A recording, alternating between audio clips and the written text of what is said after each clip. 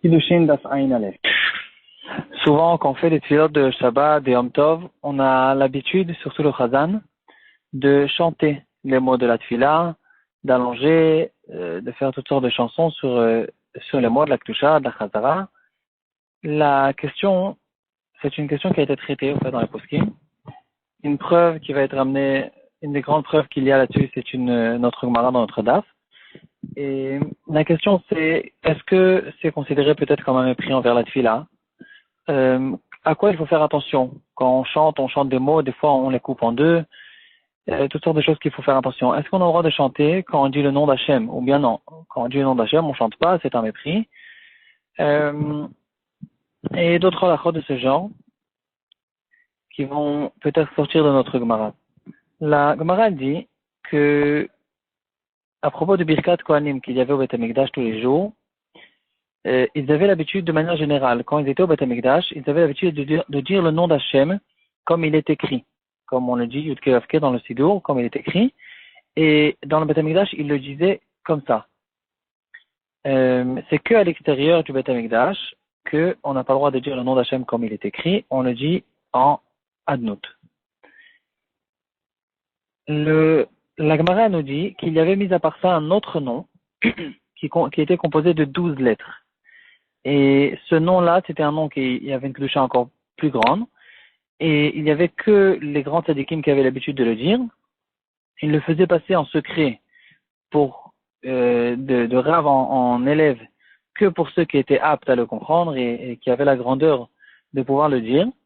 Et ces élèves-là, quand ils se trouvaient en Birkat Kohanim, les Kohanim, alors quand tout le monde chantait le Birkat Kohanim, eux, ils disaient ce nom de 12 lettres, et ils faisaient attention donc de cette manière-là qu'on ne fasse pas attention, que les autres ne l'entendent pas, et qu'il soit avalé au fait dans le chant des Kohanim.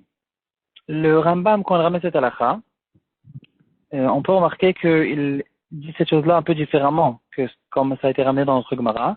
Les Mefarshim sur le Rambam, ils essaient de comprendre pourquoi le Rambam il a fait certaines différences.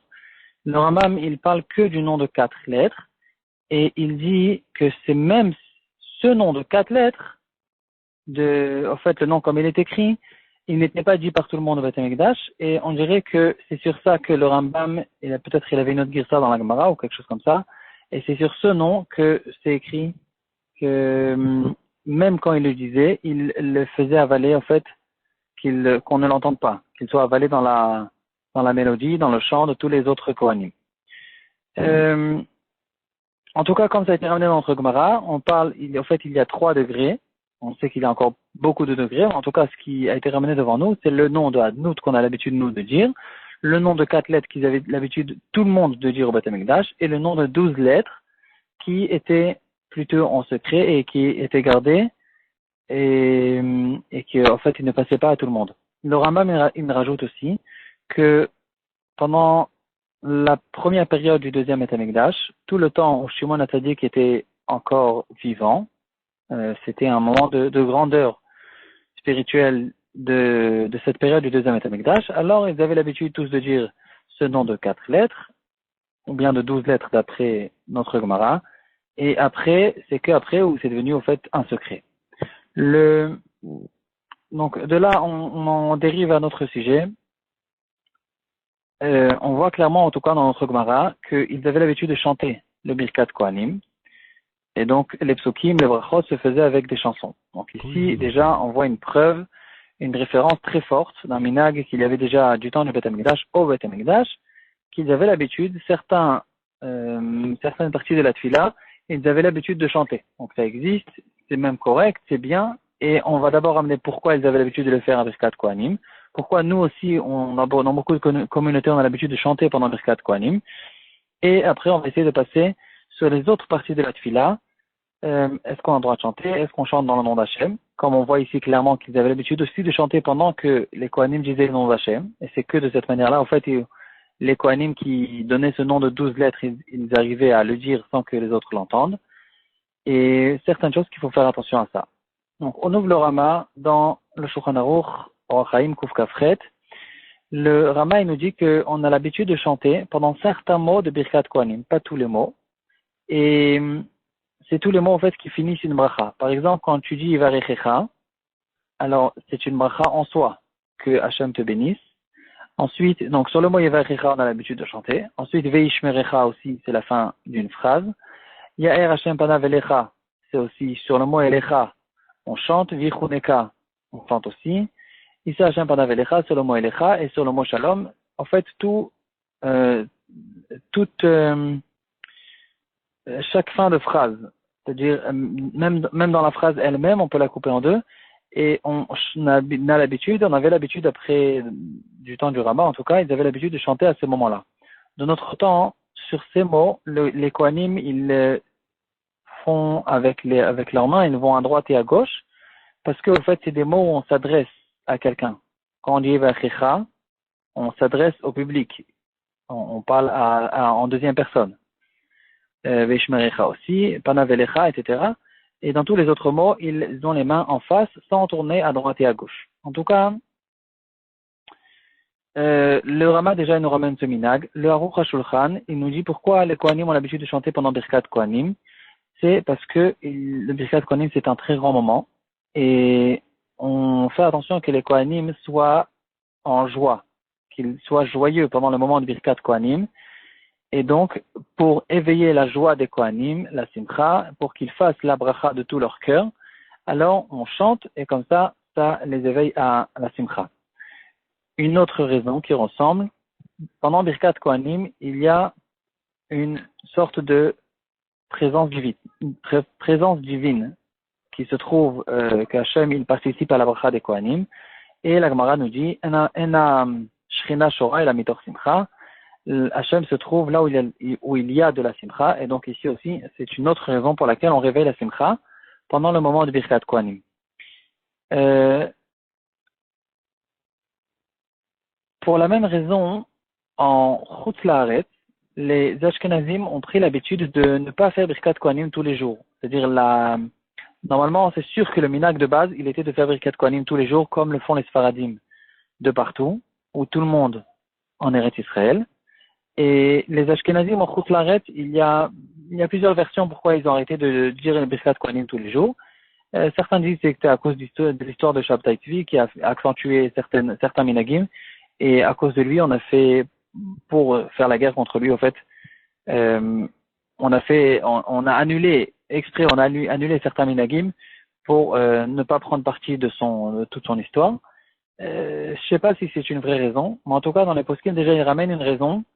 Une des raisons qui a été ramenée, c'est parce que Birkat Kohanim, il faut le faire avec une grande joie, et quand on se trouve dans la vie de tous les jours, on se précipite après la Tefila pour aller à notre Parnassa, alors c'est pas un moment où vraiment la joie elle est suffisamment intense pour ce grand moment de Birkat Kohanim. C'est la raison pour laquelle il faisait Birkat Kohanim que pendant Moussaf de Yom Tov. C'est le moment où la joie elle est la plus intense, on s'apprête à finir la Tefila, à revenir à la maison pour manger des bons repas de Yom Tov. La simcha, elle est très grande, et c'est ça le meilleur moment pour Birkat Kohanim. Quoi qu'il en soit, en tout cas, on voit ici la grandeur de ce moment. Même si on le fait tous les jours, il faut qu'on sache que c'est pas un moment de n'importe quoi. En tout cas, on revient au poskim qui parle de Birkat Kohanim. Le Trumat Hadeshen, il ramène effectivement notre Gemara, qui dit que notre Gemara, c'est une grande preuve sur le chant qu'on a l'habitude de faire pendant Birkat Kohanim, comme on le voit clairement chez nous.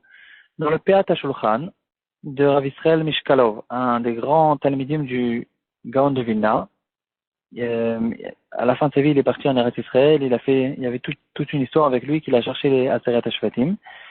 Et en tout cas, dans son livre Peat HaShulchan, il ramène au nom du Gaon de Vilna que le chant qu'on a l'habitude de faire à Birkat Kohanim, je ne sais pas de quel chant il fait référence, ça fait partie des chansons qui sont très anciennes et qui passent de génération en génération dans le clan d'Israël.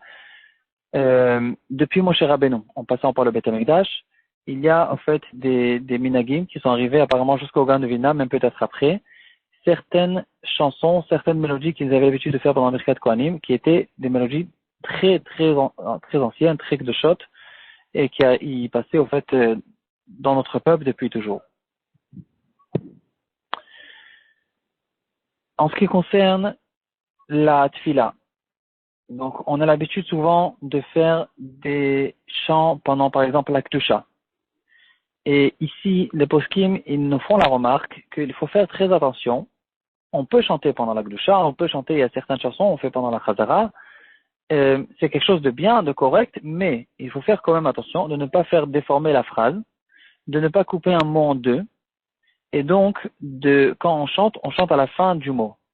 Par exemple, on va prendre le mot Nagdishar, alors on chante sur le patar de Nagdishar, à la fin du mot. Parce que quand tu dis Nak, à ce moment-là tu chantes, tu coupes le mot en deux, et des fois, le chant il est tellement long qu'on a besoin même de respirer, et le mot il se déforme, c'est pas correct, c'est pas bien, c'est un mépris, et c'est pas comme ça qu'on doit faire. En tout cas, il faut faire attention, on ne coupe pas les mots en deux, on ne déforme pas la phrase, pour pouvoir chanter. Le Noda Biyuda, aussi, il parle contre les Chazanim qui chantent pour montrer à tout le monde comment ils chantent bien et comment leur voix elle est belle. Beaucoup de poskim en parlent à l'époque, apparemment c'était quelque chose de très courant. Les Chazanim qui étaient là en fait c'était un métier très spacieux d'être Chazan à l'époque. Et il y avait beaucoup de Chazanim qui n'étaient pas forcément très Yereshamaïm, ils savaient bien chanter, ils avaient une très belle voix. Et donc, jusqu'à que dans certains endroits, c'est arrivé, ils sont arrivés dans une situation dans laquelle le Chazan, il s'en fiche un peu de la tfila, et toute la tfila, c'est devenu un concert de certaines personnes qui essaient de montrer comment leur voix elle est belle. Aujourd'hui, on ne connaît plus tellement ces choses-là. Et en tout cas, le Noda Biouda, quand il parle de ce phénomène, il dit il faut faire attention de ne pas couper les mots, de ne pas déformer.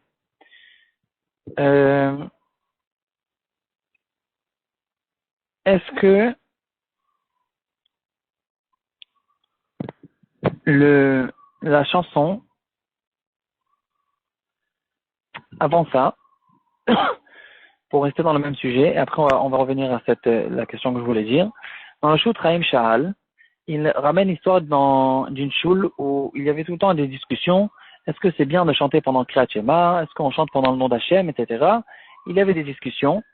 Et jusqu'à qu'un jour, un des Talmidei Chachamim de cette choule, il a décidé de faire une She'elat Chalom. On fait un jeûne et on demande que la réponse nous soit donnée dans un rêve. Et donc, il a demandé une réponse céleste, et dans laquelle on lui a délivré, on lui a donné le pasouk, on lui a montré le pasouk, Ranenu Tzadikim Ba'Hashem. Donc, littéralement, le pasouk veut dire que les tzadikim louent Hachem. En tout cas, ici, dans la compréhension, dans le contexte de la question qui a été envoyée pour recevoir une réponse à ce propos-là, on comprend une très belle réponse. Ranenu Tzadikim Ba'Hashem. N'ayez pas peur, vous pouvez chanter, vous, les tzadikim, même B'Hashem, même pendant le nom d'Hachem. Donc, même pendant le nom d'Hachem, et en tout cas, une preuve très claire qu'on retrouve dans notre Sugya, dans notre Gemara, que même pendant le nom d'Hachem aussi, on peut chanter, c'est bien, du moment qu'on le fait de la bonne manière, et d'une manière sérieuse et sans mépris envers le nom d'Hachem. Pour finir, est-ce que quelqu'un qui chante une chanson sans mots, donc quelqu'un qui chante que la mélodie, est-ce que c'est considéré comme un hefsek? C'est quelque chose qui peut arriver. Par exemple, quand on est tous assis autour de la table de Shabbat, le père de famille, il fait amotzi lechem min haaretz et il se met à couper la challah. Il coupe la challah, il trempe dans le sel. Certaines périodes, il trempe aussi dans le miel. Ça prend du temps. Et il y a certaines personnes, des invités, des enfants, qui commencent à chantonner. Ils chantonnent sans parler, bien sûr. Est-ce que c'est considéré comme un hefsek? Et donc, on lui demandera de refaire la bracha, ou bien non, une petite chanson, c'est pas un hefsek. Ici, on retrouve une marloquette des poskim de notre génération. Aussi, en restant à Birkat Kohanim, aussi, par exemple, on peut retrouver la même question. Les Kohanim, par exemple, ils ont dit Shalom, le dernier mot de Birkat Kohanim, et ils chantent après le mot Shalom, et on dit Amen après. Est-ce que c'est un hefsek ou bien non? Il faut dire Amen tout de suite, et si tu veux chanter, tu chantes après, ou tu chantes avant Shalom, comme on a l'habitude de faire. Le Shevet Alevi dit que c'est pas un hefsek, Rav Osner. Le Minchat Yitzhak, il dit que c'est bien un hefsek, il faut faire attention. Et donc, d'après lui, on fait attention de ne pas chantonner pendant ces moments-là. Voilà.